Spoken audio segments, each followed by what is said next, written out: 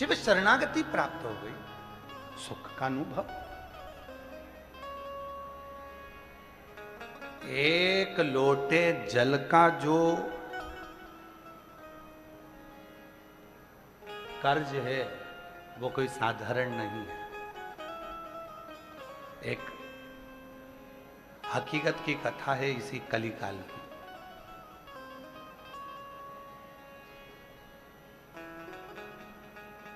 इसी कलिकाल 1935 ईस्वी की कथा, इसी कलिकाल की, ग्वालियर के पास की है।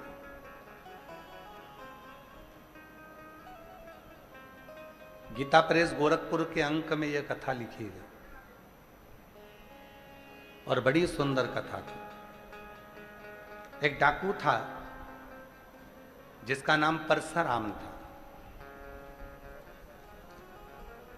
डाकू का नाम था परसराम।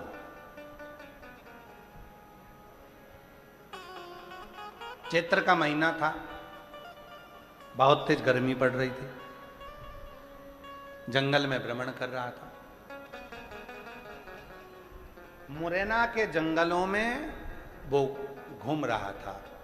उसके साथ के जितने भी डाकू थे वो इधर उधर पानी को ढूंढने के लिए चले गए थे। उसको भी प्यास लग रही थी। 2 दिन से वो मुरैना के जंगल में, ग्वालियर के जंगलों में घूमता रहा, पानी नहीं मिला। ढूंढ ढूंढ के थक गया, पानी नहीं मिला। पानी मिल ही नहीं रहा। क्यों बढ़ा रहे हो? पानी नहीं मिला। मुरैना के जंगलों में वो ढूंढ ढूंढ कर थक गया, पानी नहीं मिला, जल नहीं, जल मिल ही नहीं रहा। आखिरी में परशुराम डाकू ने विचार कर लिया कि अब तो मुझे मरना है, क्योंकि प्यास आदमी को फिर जल ना मिले तो वो मर गए।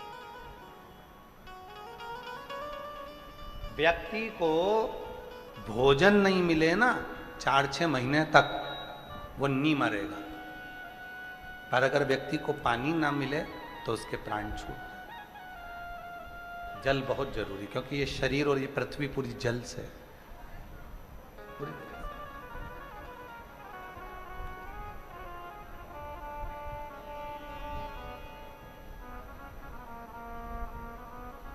अगर सही समय पर व्यक्ति सही जल पीना प्रारंभ कर दे, रोज पानी पीना प्रारंभ कर दे, ज्यादा से ज्यादा शरीर में पानी जाना प्रारंभ कर दे, तो आधे से ज्यादा बीमारी तो समाप्त ही हो जाए। पर इतने आलसी लोग हो गए हैं कि पानी जब तक कोई दिखता नहीं है और किसी से मंगवाते नहीं है तब तक पीते भी नहीं, उठ के रसोई घर तक नहीं जाते। इतने आलसी बैठे रहेंगे, इंतजार करते रहेंगे, आन दो कोई आएगा तो मैं पानी मंगवा लूंगी, नहीं तो मोबाइल तो चला ही रहे थे। और फिर इंतजार करते करते कहीं का आया, फिर आवाज लगाया, बहन से कहा पानी ला दे। बहन बोली तू नहीं जा सकता।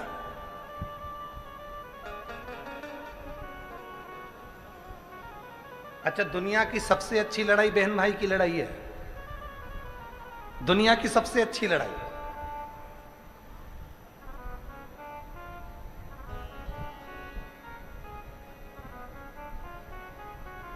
और उसके बाद जो लड़ाई है वो पति पत्नी की लड़ाई है।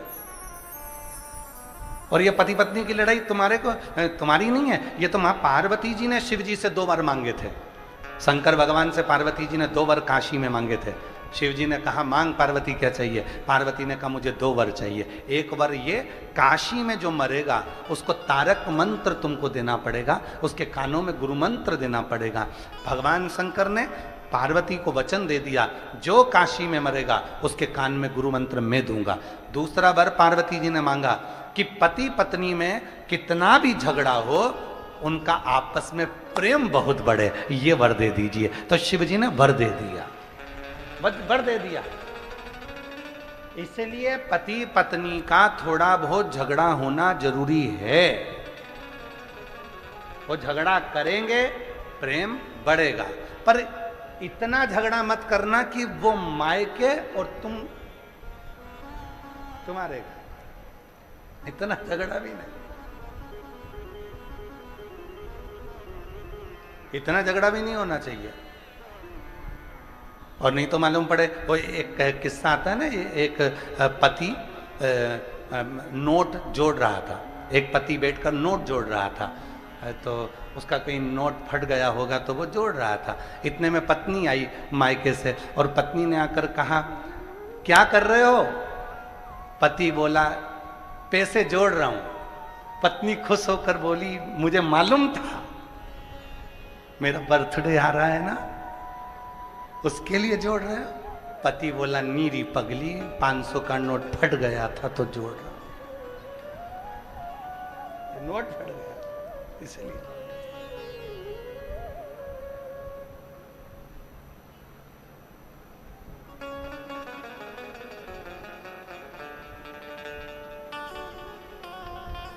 दुनिया की सबसे अच्छी लड़ाई है बहन भाई की लड़ाई, खूब जोरदार लड़ेंगे, झगड़ेंगे, रोएंगे, एक होएंगे, बाद में दोनों फिर झगड़ा करेंगे, फिर लड़ेंगे, फिर। पर ये कब तक लड़ते हैं? जब तक विवाह शादी नहीं होते, कुंवारे हैं तब तक लड़ते हैं, और विवाह के बाद में फिर दोनों झगड़ा करने वाली बात को याद कर कर अपने उस याद में कभी कभी आंसू भी आ जाते हैं, कभी कभी।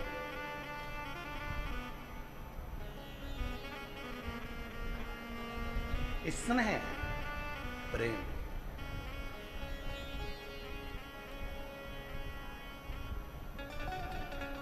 और यही वात्सल्यता है, यही स्नेह है। पानी परशुराम डाकू को नहीं मिला, हताश हो गया। नहीं, हताश होकर परशुराम डाकू ग्वालियर मुरैना के जंगलों में भ्रमण करता करता करता करता आगे पहुंचा तो एक मट्टी का ओटला बना हुआ था। उस ओटले पर शंकर जी का शिवलिंग रखा हुआ था। परशुराम डाकू ने देखा कि वो मट्टी का ओटले पर जो शंकर जी का शिवलिंग रखा हुआ है, वो शिवलिंग पूरा की पूरा टेढ़ा हो रहा है, पूरा की पूरा टेढ़ा हो रहा है, उसमें खड्डा हो गया और वो शिवलिंग पूरा तिरछा हो गया। परशुराम डाकू ने सोचा कि अब पानी नहीं मिल रहा है तो 5-10 मिनट घोड़े को बांधता हूं और इस शिवलिंग को मैं अपनी तलवार से पकड़कर सीधा कर देता हूं। परशुराम डाकू उतरा, घोड़े को बांधा और शिवलिंग को तलवार से सीधा करने लगा।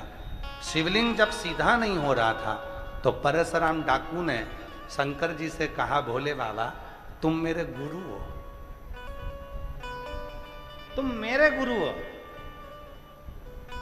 मैं भी डाकू और अच्छा नंबर 1 का, और तुम भी कम नहीं हो। मैं डाका डालता हूं धन का, तुम डाका डालते हो मन का, लोगों का दिल चुरा लेते हो, हृदय चुरा लेते हो। बाबा आप मेरे गुरु हो, मेरा नाम परशुराम है, मैंने सुना है परशुराम भगवान के भी आप गुरु रहे हो, तो मेरे भी गुरु हो।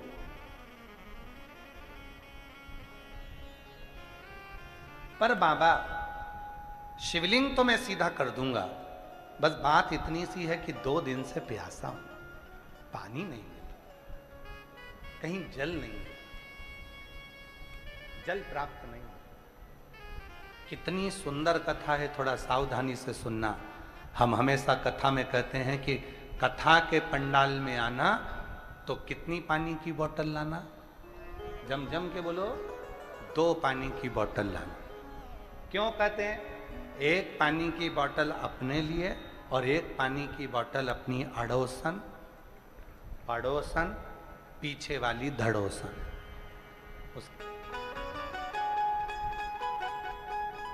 एक पानी की बोतल अपने लिए लेकर आओ और एक पानी की बोतल जो अपनी अड़ोसन, पड़ोसन, धड़ोसन है उसके लिए लेकर आओ।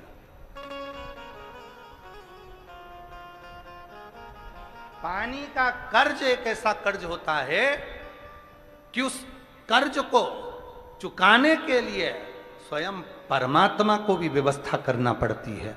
स्वयं परमात्मा। जब आप अपना ये जल कल हम परसों के दिन हमारे अमरजीत सिंह जी मेहता जी को थोड़ा सा फीवर आया, बुखार आया, तो हम कथा कर जब पहुँचे तो हमने उनसे पूछा कि आपका बुखार वगैरह ठीक है? तो कहा गुरुजी बिल्कुल ठीक है और मैं कथा में आऊँगा, सुबह तो मैं होकर आया था, अभी वापस पहुँचूँगा। फिर कहा कि गुरुजी भंडारे में लंगर में हम गए, लंगर में सब लोग बोले कि दाल प्रसाद बनना चाहिए, तो एक गाड़ी भरकर 5 तरह की दाल 6 तरह की दाल लंगर में पहुंचाई। और ऐसा कैसे ही पिछले वर्ष भी हुआ था। किसी एक ने कह दिया था कि अमरजीत जी यहाँ थोड़ी सी चाय व्यवस्था, तो इन्होंने 1 ट्रक भर के चाय के कैरी बैग भेज दिए। तो वो चाय उन बता रही थी माता जी, कहने लगे 1.5 साल 1 साल तक वो चाय चली, वही चाय। इसी को प्रेम कहते हैं और इसी को सेवा का भाव कहते हैं, इसी को सेवा।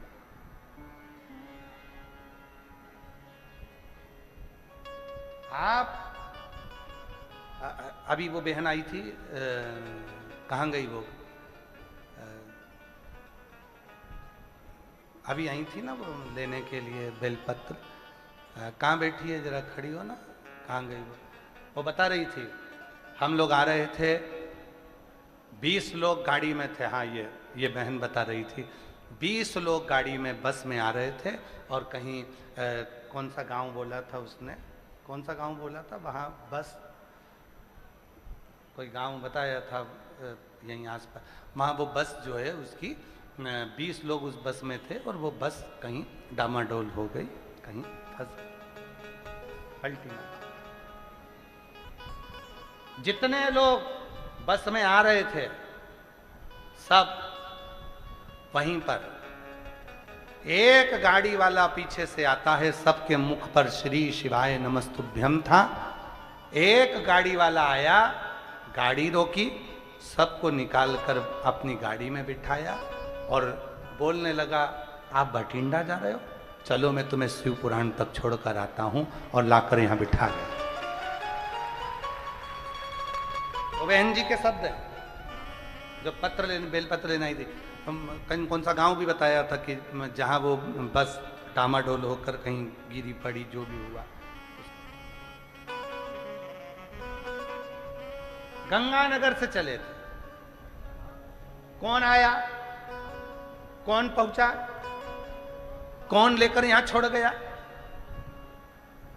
सबको इकट्ठा कर बिठाकर किसी की उंगली में खरोच आई, कोई दूसरा नहीं था। ना जाने किस वेश में नारायण मिल जाए, कब वो आता है कब चला जाता है पता ही नहीं। क्या बात,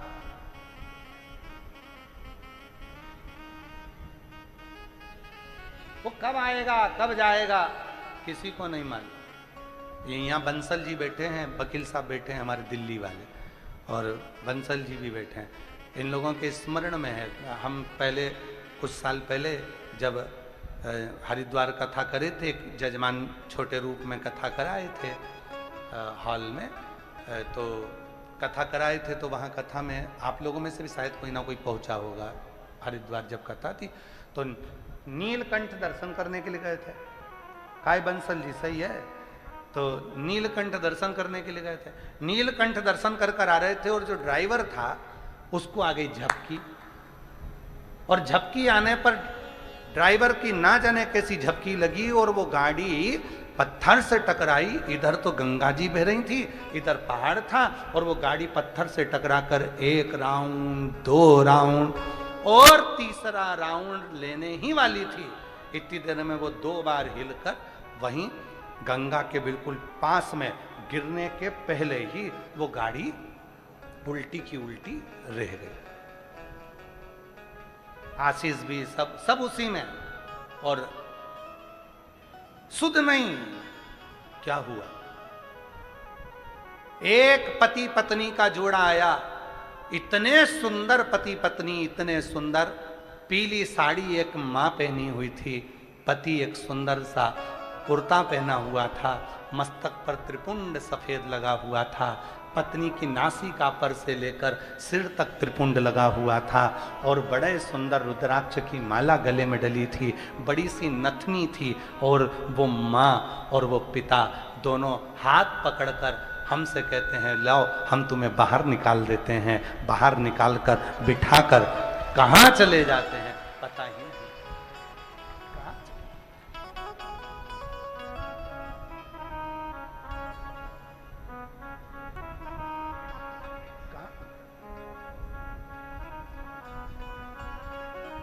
उसको पहचानना कठिन है, बहुत कठिन।